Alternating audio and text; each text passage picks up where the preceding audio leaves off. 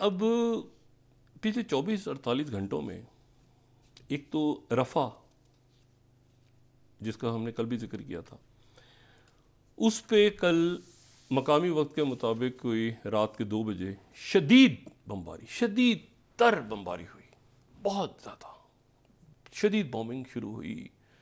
اس میں سینکڑوں کی تعداد میں لوگ شہید ہو گئے، بچے، عورتیں.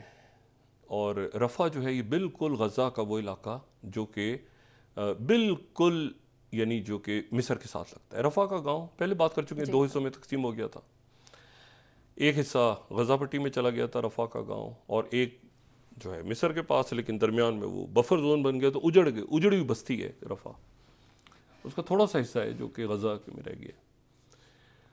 اور سارے جو فلسطین میں جو غزہ کے لوگ ہیں وہ چونکہ شمالی غزہ میں، غزہ شہر میں اور جنوب میں، تو یہاں پناہ لی ہوئی ہے. خان یونس کے بعد بالکل یہ وہ تھوڑا سا علاقہ ہے، 12-14 لاکھ لوگ یہاں پہ بومنگ شروع ہوئی شدید قسم کی.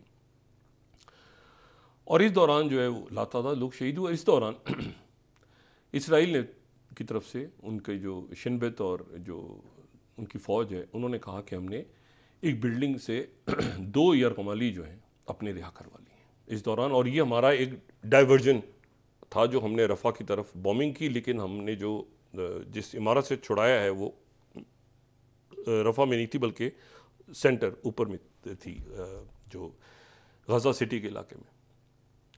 اور 2 ہم نے وہاں سے یرغمالی اپنے رہا کروا لی ہیں.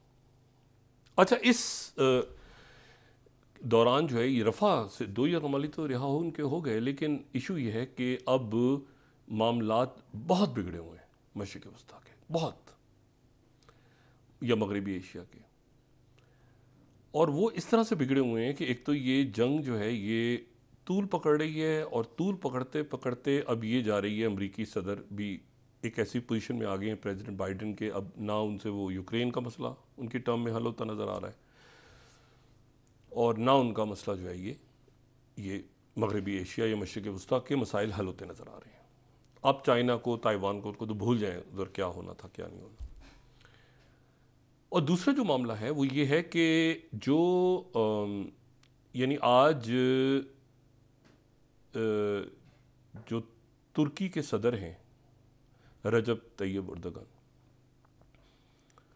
وہ متحدہ عرب امارات، وہاں پہ ورلڈ سمٹ ہو رہی ہے، دبئی ورلڈ سمٹ، اور پھر اس کے بعد وہاں سے وہ قاہرہ مصر، اور یہ ان کا مصر کا 2012 کے بعد پہلا دورہ ہے. اور وہاں پہ وہ مصر میں ان کی ملاقات جو ہے وہ ظاہر ہے کہ یہاں پہ جو شیخ محمد بن زید کی دعوت پہ آ رہے ہیں. یہ بھی ایک تاریخی دورہ ہے. متحدہ عرب امارات اور ترکی اور سعودی بڑے قریب آئے ہیں پچھلے سالوں میں، بڑے زبردست ان کی انویسٹمنٹس، تعلقات اور زبردست. اور پھر یہاں سے جو مصر ہے وہ ایک تاریخی دورہ ہوگا کہ 2012 کے بعد وہ جو تعلقات میں بگاڑ آیا تھا وہ ختم ہونے جا رہا ہے.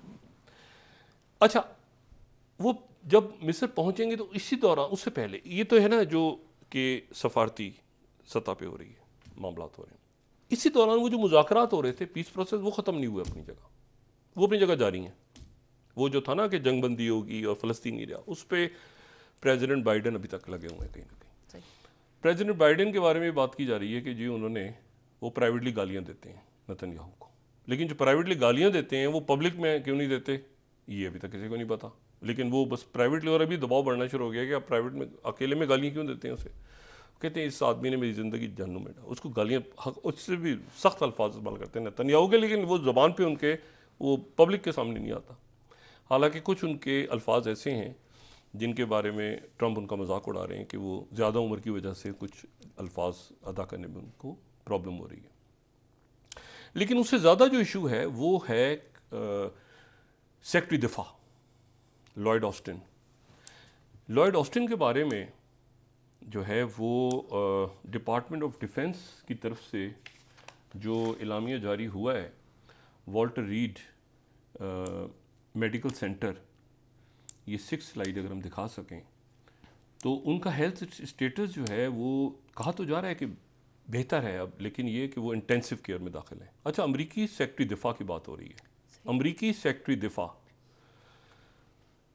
اور یہ اس وقت جو ہے یہ پروسٹیٹک کینسر ان کو ڈائگنوز ہوا ہے، اور یہ پچھلے مہینے بھی اچانک داخل ہو گئے تھے اور ایک بڑی کھپ پڑ گئی تھی، ان کے استعفے کے مطالبے شروع ہو گئے تھے، لیکن پریزیڈنٹ بائیڈن ان کے ساتھ کھڑے ہیں، تو ان کے جو ڈپٹی ہیں ان کو ساری پاورز انہوں نے دے دی ہیں اور یہ ہاسپٹل میں ایڈمٹ ہو گئے ہیں۔ انہوں نے یہ اگلے 1 یا 2 دن میں برسلز آنا تھا اور میونخ جانا تھا۔ میونخ اس لیے جانا تھا کہ اگلے یہ 2-4 روز ہیں وہ جس کو کہتے ہیں نا ڈیووس آف ڈیفینس، تو میونخ سیکورٹی کانفرنس ہو رہی ہے جمعے کو میونخ سیکورٹی کانفرنس ہو رہی ہے، اور اس سے پہلے میرا خیال ہے جمعرات کو نیٹو کا اجلاس ہے۔ تو جو میونخ سیکورٹی کانفرنس ہو رہی ہے اس میں ایک تو وہاں پہ سعودی جو وزیر خارجہ ہیں وہ شریک ہو رہے ہیں، پھر اس میں جو ہے وہ شاہ عبداللہ جارڈن سے وہ شریک ہو رہے ہیں، شاید شاہ عبداللہ جو ہیں وہ واشنگٹن بھی جا رہے ہیں اس کے آگے پیچھے، اور وہ پریزیڈنٹ بائیڈن سے بھی ان کی ملاقات ہونے جا رہی ہے۔ یہ بڑی امپورٹنٹ جارڈن کے بارے میں ذہن میں رکھیں کہ یہ بات پہلے میں کافی ڈیٹیل میں ڈسکس کر چکا ہوں کہ اردن جو ہے نا، اردن میں جو رہنے والے لوگ ہیں وہ فلسطینی ہیں،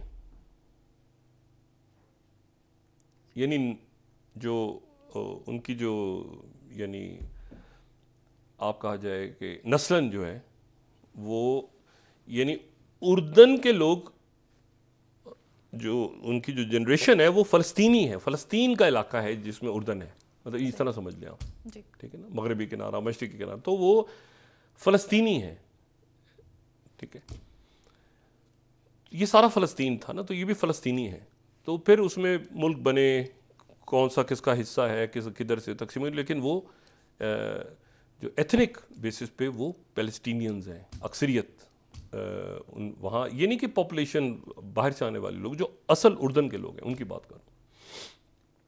تو اب اردن اور ویسے بھی ایک زبردست اور پریشر چاروں طرف سے اور بڑا ایک زبردست ملک ہے، اور وہ دیکھ رہا ہے صورتحال کو کہ یہ کہاں پہ صورتحال ہے، جو کچھ ہو رہا ہے وہ ظاہر ہے کہ اس میں بڑا اسٹانس لیا ہوا ہے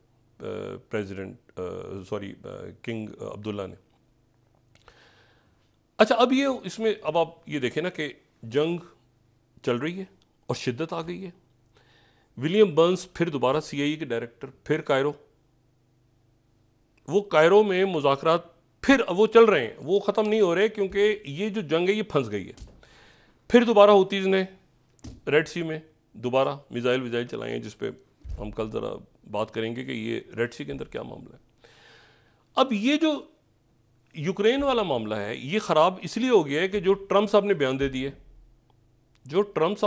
ہے کہ جی جو میں پیسے نہیں دے گا تو اس کو تو مطلب اس کا جو ہے وہ رشیا کو میں اجازت دے دیں۔ یہ جو انٹرنیشنل آرڈر ہے نا، یہ 1949 میں جب نیٹو بنی ہے، اچھا نیٹو کی بہت امپورٹنس کئی حوالوں سے نیٹو بڑا ضروری ہے امریکہ کے لیے۔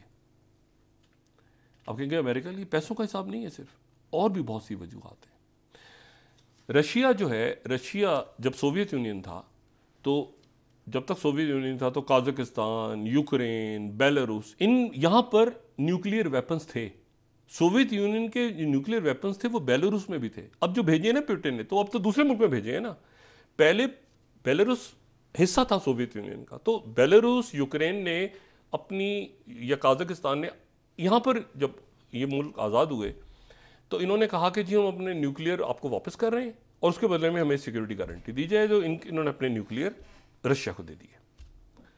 لیکن اس دوران جو ہے وہ بہت سے ملک ایسے تھے جہاں پر امریکہ بھی کولڈ وار کے دوران، نیٹو کے دوران امریکہ اپنے نیوکلیئر وار ہیڈز لے کر آ گیا تھا، اور ایک زمانے میں تو وہ بہت تعداد بہت بڑھ گئی تھی 70 کی دہائی میں۔ لیکن وہ بیلجیم میں، برطانیہ میں پھر 54 سے نیوکلیئر وار ہیڈز امریکہ کے ہیں۔ یہ ہم نقشہ، یہ کاؤنسل آف فارن ریلیشنز کا اگر ہم دیکھیں تو یہ بڑا امپورٹنٹ ہے۔ جرمنی میں، فرانس میں، اٹلی میں، یہ کئی جگہوں پہ امریکہ کے جو ہیں یہ کاؤنسل آف فارن ریلیشنز کی جو لیٹسٹ ہے، تو یہاں پر ان کے نیوکلیئر، یہ مطلب بیسز نہیں ہے، نیوکلیئر وار ہیڈز کی بات ہو رہی ہے، ٹھیک ہے نا، یہ نیوکلیئر وار ہیڈز۔ اور رشیا نے کہا تھا کہ ہم بیلاروس میں لا رہے ہیں. تو کئی ملک ایسے ہیں جو اچھا پھر اچھا ٹرکی میں بھی, ٹرکی نیٹو کا حصہ ہے, ٹرکی میں بھی. اور یہ ذہن میں رکھیں کہ جب وہاں پھٹا ہوا تھا یہ جس کو ہم کہتے ہیں یہ کیوبا کا کرائسس ہوا تھا, تو وہ ٹرکی سے ریلیٹڈ تھا کہ ٹرکی کے اندر آئے تھے تو ادھر سے کیوبا کے اندر سوویت یونین نے موو کیا تھا. تو یہ اس طرح اتنا آسان. اور پھر یہ نیٹو جو ہے وہ نیٹو کی ایکسپینشن کی وجہ سے ہی تو یہ یوکرین کا جھگڑا ہوا, جارجیا کا معاملہ پہلے ہوا, پھر یہ باقی. تو ایک طرف تو نیٹو کی ایکسپینشن ہو رہی, دوسرے ٹرمپ کہہ رہے ہیں کہ جی وہ جو پیسے دے گا ہم اس کا ساتھ دیں گے, باقی میں پیوٹن کو اجازت دیتا ہوں. اس پہ بڑا شدید رد عمل ہے یورپ کے اندر کہ بھئی یہ کیا ہو رہا ہے معاملہ. اور ریپبلکنز بھی کھڑے ہو گئے ہیں کہ بھئی آپ یہ نیٹو کے یہ اچانک کیا ہو گیا, انسیکیور ہو رہے ہیں وہاں پہ. اور یہ جو ہے یہ اتنا زیادہ معاملہ خراب ہوا یورپ کے اندر کہ میں سمپلی اس میں یہ دیکھ رہا تھا کہ یہ جو گارڈین نے لگایا نا 7 کہ نیٹو کے چیف نے کہا کہ ٹرمپ نے یو ایس اور ای یو کی زندگیاں داؤ پہ لگا دی ہیں. مطلب ایگزیکٹ یہ ان کا بیان ہے کہ جو زندگیاں ہیں وہ داؤ پہ لگا دی ہیں.